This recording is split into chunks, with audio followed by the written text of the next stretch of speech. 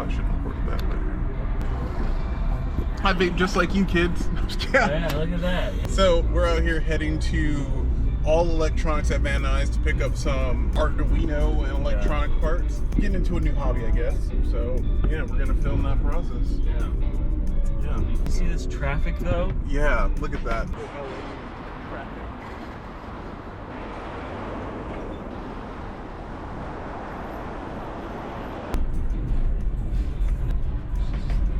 Just getting it.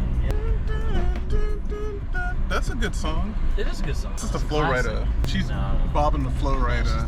I don't respect her as a person. Wow. Don't. I'm sorry. What's wrong with Flow Rida? What's wrong with Flow Rida? What's not wrong with Florida? Okay, he's not Florida. He's Florida. He's Florida. It's split in the middle. Flow Rida is like the equivalent of Florida becoming a rapper itself. Wow.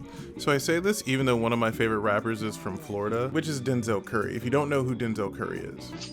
I am the one you're talking. I came up with the sauce, I feel like Kel Mitchell. Drake on my side, I'm running with Josh Nichols. Get with my back to the sun, keep my head to the sky. Me against the world is me, myself, and I like daylight.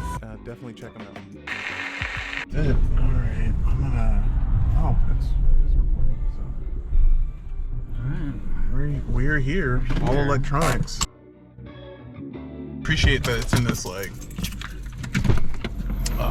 Center? Not residential area, but this, what do you call these areas?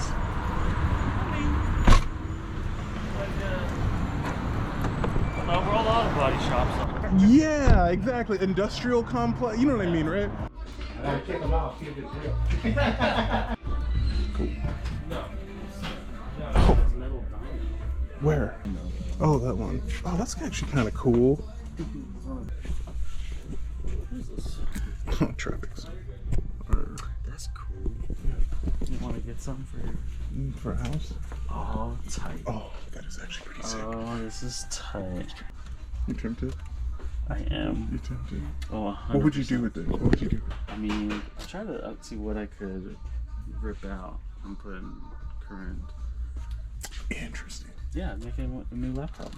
That'd be kind of cool. I'd be kind of jealous. I'm not gonna lie. If you got that working like a, dude, that'd be The pretty screen sick. sucks. I don't know what I'm gonna do. Like, I would have to like replace that, but like, I don't know if I can find something to put in that. You can go just go all text. Like this is just where you code. Yeah.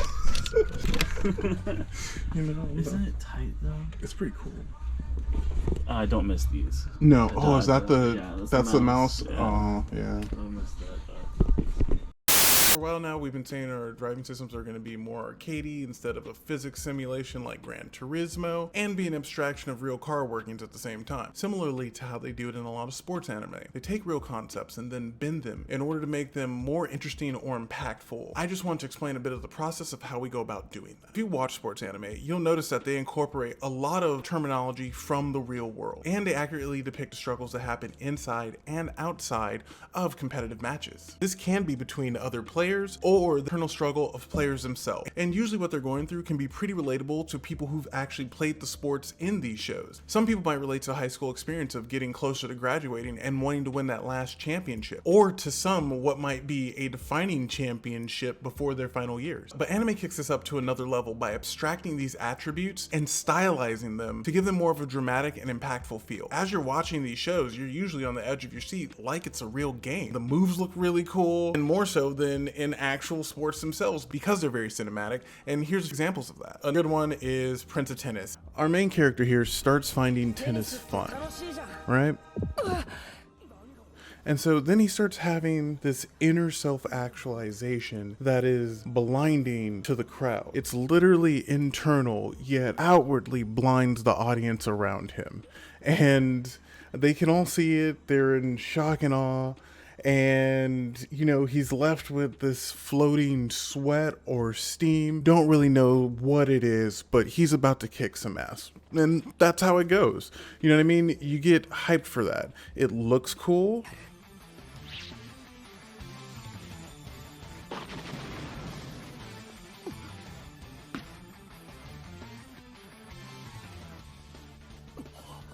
And it is cool, and it's really fun. ねえ、審判の人、コールまだ。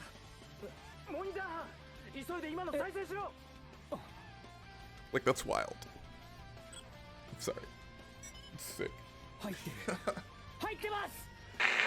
So if we also want to take Takumi's move where he turns off his headlights just like here, and he's driving in the dark. So to his opponent, it looks like he disappeared. And in real life, Takumi's driving blind, which is wild in itself. But he waits for the opportune time to pull up right alongside them when he's in a really good position, flips his lights on, and to them, it's like he disappeared and just reappeared out of nowhere. So now if we want to abstract that move into a game mechanic, you could set that up as a teleportation move like we're playing with here. You'd be able to activate this special. It kicks off a slow-mo and slows everything down, and it allows you to course correct or move into a more favorable position. Now, obviously teleporting forward sets us up for some very cheap races where you just hold out until the end so you can just teleport over the finish line before the opponent has a chance to do anything. So yeah, this move got scrapped. But these are the kind of things that we're actually playing with here as we're setting things up. We're really trying to bring it home in reality at the end of the day, because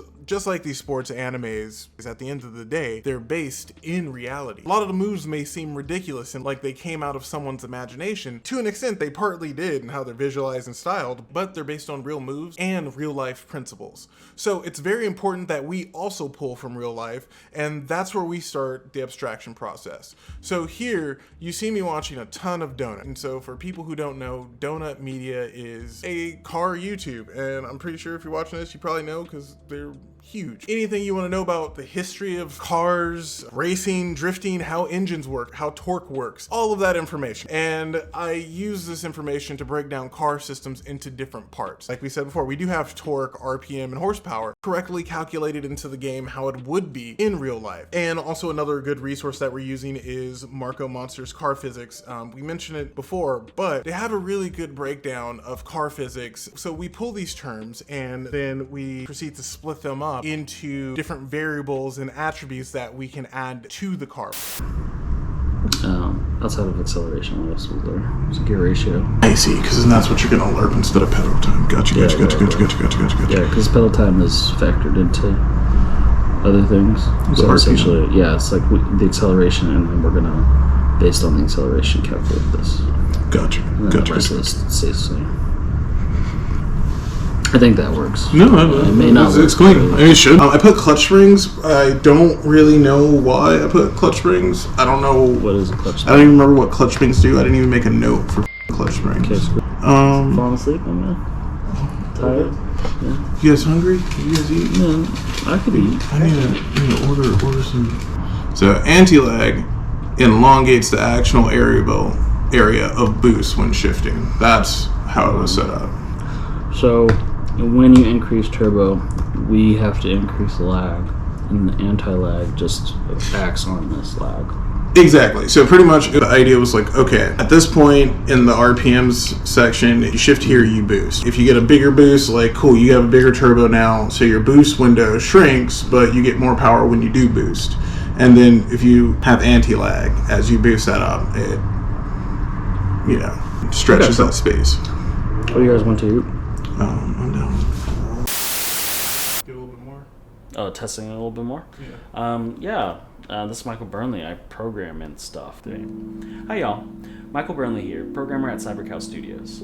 A couple weeks ago, we started a refactor of our code, and in this video, I want to talk a little bit of what that is and why we did it. Sometimes you just need to get a piece of code working, whether that's for an upcoming deadline or it's just code that needs to go somewhere else. Whatever the reason, it's often going to be a cause for headaches later, and you're going to have to refactor.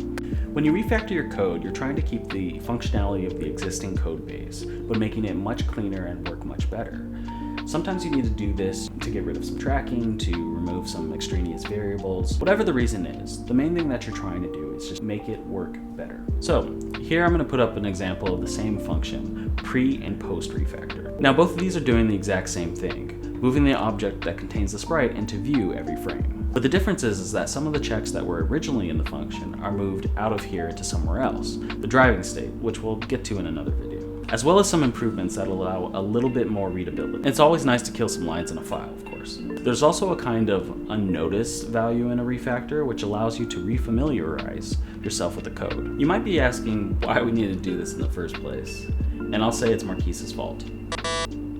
Yeah, but not really. But the real reason is that when you're just getting a proof of concept, you're mostly concerned with just making it work so that you can make a good impression. Ideally, sure, you could have planned and had everything production ready from the beginning. It could have been perfect code going forward. But real life happened, and what's better than perfect code is working code. And to be honest, this could have been way worse, so I forgive him. But anyway, that's about it for me. Just wanted to talk a little bit about what we've been doing these last couple of weeks, and I'll have an update for you later. Adios. Especially if you could like repurpose the knobs, that'd be sick. Radio receiver, U.S. Army. Yeah, military. This is tight. That is pretty tight. This is tight. It's pretty tight. I kind of want these buttons. Yeah, I do too. Man. Is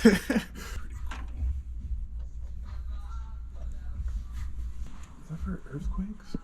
I don't know. Is it seismic? This is This one is the it's this one here.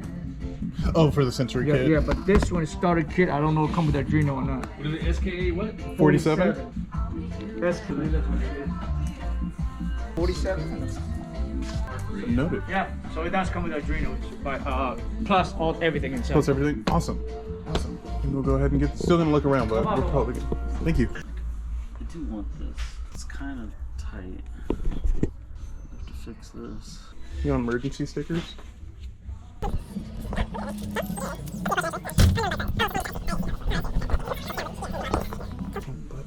Oh. What? Emergency sleeping bag. Dude, they have emergency sleeping bags. In it. Huh.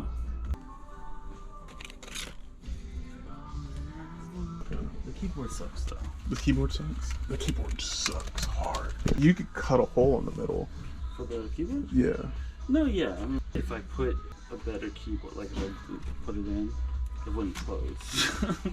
Right? Because like. Oh it's yeah, shallow. that would defeat the purpose. Yeah. It's like, I mean, yeah, you'd have to open it up to see how much room you have. And if I could take out like the hard drive. yeah, put new parts in that the are new parts smaller. that are smaller. Maybe. Yeah, I might be able to fit. No, No. you're not.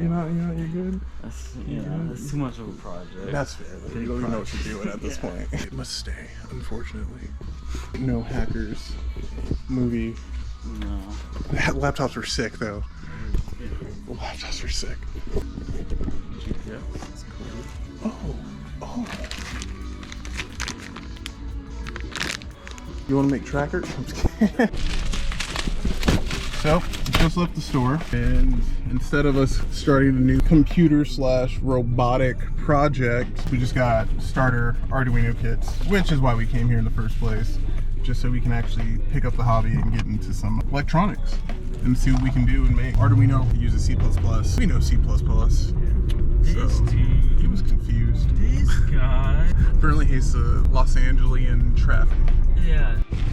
I'm doing it. Alright, so we gotta edit some videos right now, so we're just gonna do a quick open boxing of the Arduino Uno. So, inside the starter kit, right? This costs about like $45-50, something like that. Basic kit, I don't know if you can see all those. Uno R3. Got some LEDs here. We have some speakers, mini speakers. Ooh, I'm gonna have to like figure out what these are called. We're brand new. I took an electronics class in like freshman year of college that I got a D on. Oh, they have a little motor. Okay, see, drone. I'm not gonna make a drone. We saw some drones. I'll probably post a picture of those drones. Like, they're so ugly. They're pretty ugly. Burnley hates them. He said if I built a drone, he would break it, which kind of reminds. Oh, dude, is that a RFD? RFID. RFID. There you go. Yeah. RFID chips. Shoot, I can program this. This is literally the same things we use for apartment complex, so we can probably break into some buildings there. So that's nice. You want an Arduino powered Lucky Cat as a physical web counter?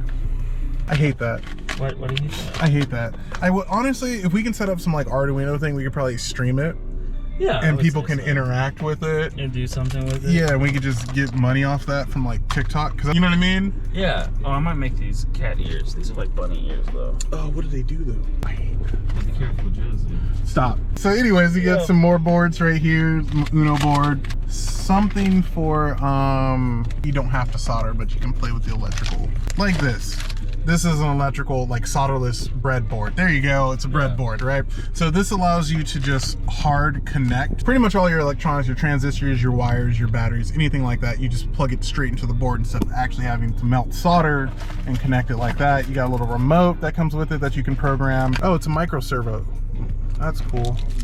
That's cool. So that spins. Yeah, with the little spins. motor. Probably gonna make electric. Is that a joystick? Yeah, man. Oh, they give you a lot of stuff. This motor. I'm seriously gonna make a car. I might make a remote control car. This will be the remote for it. But yeah, more wires and attachments. These are for the breadboard, so you can just plug them into these two. This is pretty cool. So we're gonna see what we can make out of all this stuff. I have a keyboard at home that needs to be soldered. Probably need to do a custom keyboard and all that stuff. But yeah, so that was our unboxing.